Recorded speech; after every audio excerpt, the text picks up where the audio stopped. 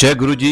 एक बार फिर दोस्तों आपका अपना प्रिय डॉक्टर आदि कश्यप मुंबईचा माणूस और आपके लिए लेकर आया आपका मनपसंद programme positive karma. Episode number है 995। और दोस्तों आज मैं एक आपको बहुत ही अच्छी कविता सुनाऊंगा और एक छोटा सा कथन एक अनाथ बच्चे के ऊपर, क्योंकि ये सप्ताह हमारा ऑर्फन यानी कि अनाथ बच्चों के ऊपर मना रहे हैं।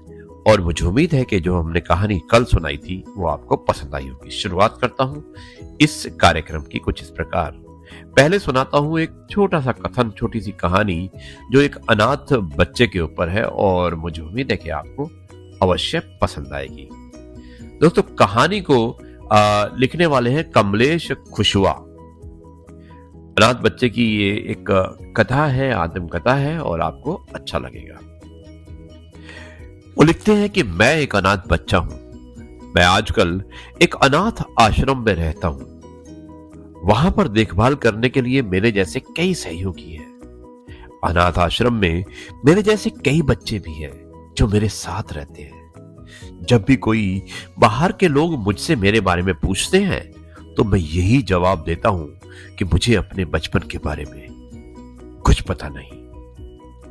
अनाथ आश्रम वाले मेरे पूछने पर यही कहते हैं कि तुम्हें तुम्हारे माता पिता पास के ही शहर के चौराहे पर एक जगह छोड़ गए थे और तभी कुछ सामाजिक संस्था वाले लोगों ने पुलिस को सूचना दी और तुझे अनाथ आश्रम में छोड़ दिया गया। और तभी से मैं यहां पर रहता हूं। मैं अनाथ आश्रम के बच्चों के साथ खेलता रहता हूं और जब किसी बाहर के बच्चे को देखता हूं तो सोचता हूं कि काश मैं अनाथ ना होता।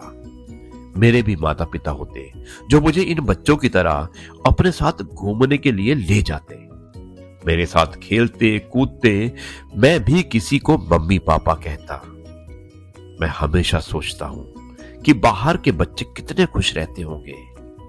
वो कभी कहीं पर भी अपने माता पिता भाई बहनों के साथ घूमने के लिए जाते होंगे। जब मैं बड़ा हो जाऊंगा तो मैं एक डॉक्टर बनना चाहूंगा, क्योंकि मुझे दूसरों की सेवा करना, दूसरों के दुख दूर करना काफी पसंद है।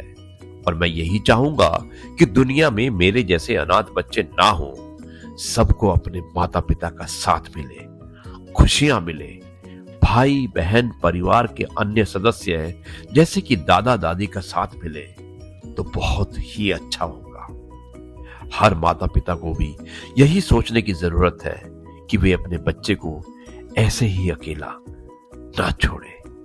अनाथ होना अपने आप में काफी दुख देने वाला है, इसलिए मैं तो यही चाहता हूं कि कोई भी मेरी तरह अनाथ ना हो।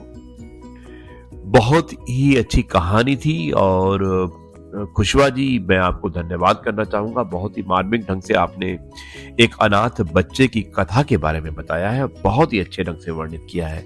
और दोस्तों आपका प्रिय डॉक्टर आदि कश्यप मुंबईचा माणूस आपको लेकर चलता है आगे।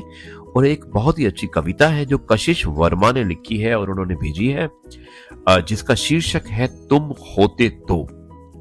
ये भी अनाथ बच्चे के ऊपर है और मुझे उम्मीद है कि आपको अवश्य पसंद आएगी। शुरुआत करता हूं इस कविता की कुछ इस प्रकार। शायद ये फुटपाथ मेरा घर ना होता, तुम होते तो। शायद मेरे मन पर ये अंगोछा नहीं, महंगा सा वस्त्र होता, तुम होते तो। मेरे लिए भी होली और दिवाली का त्योहार होता, तुम होते तो। और शायद मुझ पर इस समाज की भीख का एहसास ना होता। शायद मुझ पर इस समाज की भीख का एहसान ना होता, जो तुम होते तो। शायद मेरे पढ़ने के लिए भी एक स्कूल होता, तुम होते तो।